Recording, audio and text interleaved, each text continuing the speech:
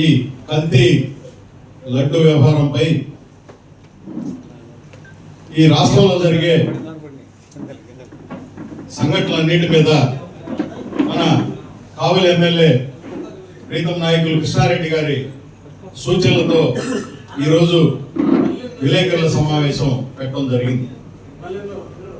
ఈరోజు ఇక్కడ మాట్లాడిన వారందరూ కూడా ముందు చెప్పడం జరిగింది. నేను సూటిగా ఒక 2-3 క్వశ్చన్లు మాత్రమే వైసీపీ వారిని అడుగుతా ఉన్నాం. మీ టైంలో కల్తీ నెయ్యితోటి లడ్డు తయారు చేయడం జరిగింది. ఆ తర్వాత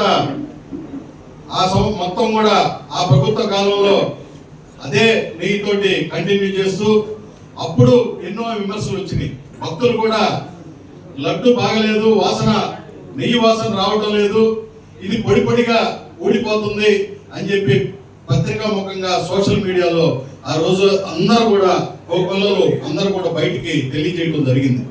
ఆనాడు నువ్వు ఒక ముఖ్యమంత్రిగా ఉన్నావు. ముఖ్యమంత్రిగా ఉన్నప్పుడు ప్రజల నుంచి ఒక వ్యతిరేక భక్తుల నుంచి వచ్చినప్పుడు నువ్వు దాని మీద దర్యాప్తు చేయాల్సిన ధర్మం ఉంది. కానీ నీకు దేవుడి మీద నమ్మకం లేదు. వెంకటేశ్వర స్వామి అంటే కలియుగ దైవం అని చెప్పి అందరూ భయపడతారు, కానీ నీకు ఆ భయం లేదు. ఎందుకంటే నువ్వు చేసే ప్రతి కార్యక్రమంలో కూడా రాష్ట్రంలో ఆనాడు జరిగిన ప్రతిదీ కల్తీ. మద్యంలో కల్తీ, బియ్యంలో కల్తీ, నెయ్యిలో కల్తీ, అన్ని కల్తీ పార్టీగా నువ్వు ఏర్పాటు చేసి ఈ రోజు వస్తు పట్టించి ఈ ఆంధ్రప్రదేశ్ లో ఈ రాష్ట్రంలో ఒక ప్రతిపక్షం ఒక కల్తీ పార్టీ ఉందంటే రాజకీయాల్లో అందరూ కూడా సిగ్గుపడాల్సిన సందర్భం వచ్చింది. ఎందుకంటే ఈ రోజు ఒక పార్టీ అధికారంలో ఉంటే ఒక పార్టీ ప్రతిపక్షంలో ఉంటుంది. గతంలో ఎంతో ఆరోగ్యకరంగా ఉండే పార్టీలు, గతంలో విమర్శలు చేసుకున్న రాజకీయ నాయకులు కానీ, గతంలో మేము కూడా విద్యార్థి దశ నుంచి రాజకీయాల్లో ఉంటూ రాష్ట్రంలో కూడా దేశంలో కూడా చూస్తూ ఉండేవాళ్ళం.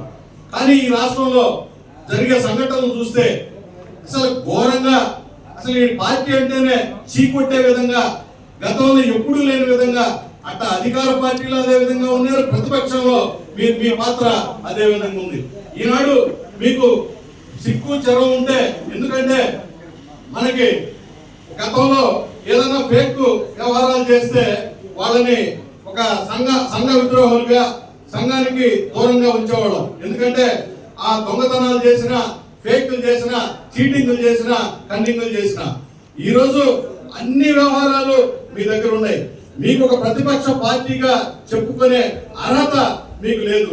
ఈరోజు అలాంటి వారు ఈరోజు కల్తీ లడ్డు ఇన్ని భారతదేశంలో ఉండే పార్టీలు, ధార్మిక సంస్థలు మొత్తం కూడా, విలేకరులు, జర్నలిస్టులు, పెద్ద పెద్ద జర్నలిస్టులు అందరూ కూడా విడమంచి చెప్తున్నా మీరు దాన్ని అసలు కౌంటర్ ఇచ్చుకుంటున్నారంటే సిగ్గు చేయటం చెప్పి నేను తెలియజేసుకుంటూ, అదే విధంగా మొన్న వీళ్ళు ఇక్కడ కావల్లో ప్రెస్ మీట్ లో